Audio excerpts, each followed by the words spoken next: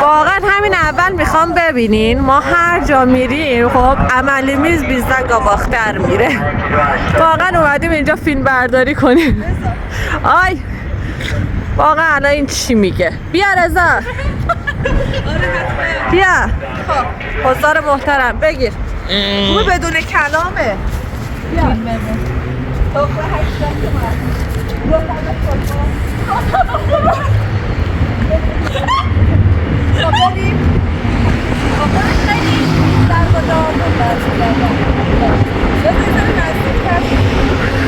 سایه من معلومه. ای سایه من معلومه. ماشین بیاد خاور نمیاد. میگن سایه من معلومه. سایه ای سایه من معلومه. میگن اسکول. شبیه سوتی اسکود گیمه. سایه من معلومه.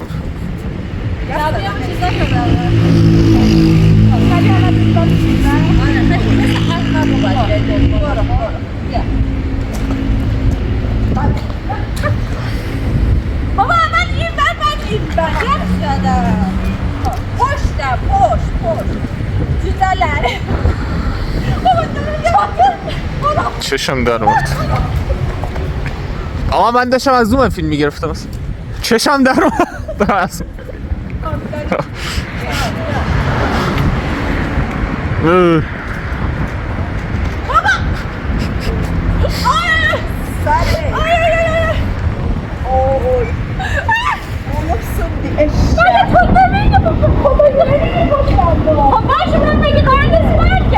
برای چی بود؟ سایده شد نسی بگیر خود از اصفونه ها خود از نافود کرده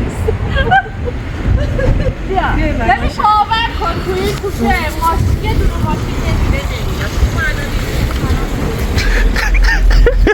نمیده قیافه یارا خیلی خوب.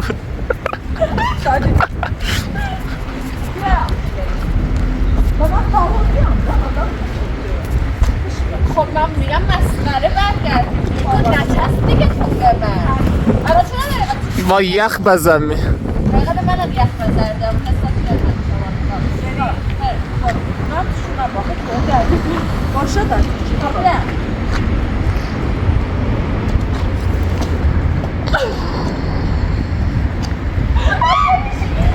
چرا می‌پیچینم؟ چرا اینطوری داری؟ Yo, what the fuck? ها؟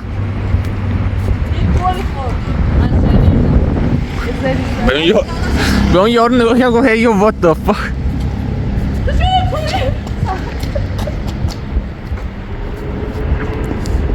اصلا موضوع ویدیو چیه من نمیدونم. اصلا قرارم نیست تو بگی اصلا تو اینو برای چی دارن این اسکال چپ و راست میرن؟ آقا دست می‌ذارم تو جیبم.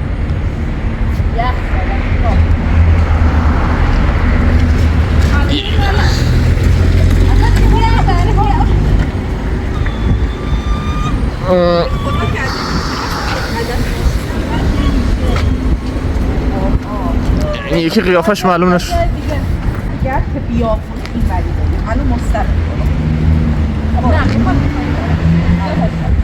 میخوام منم باتون بیام. آره بیا آره بیا دارم میرم برو.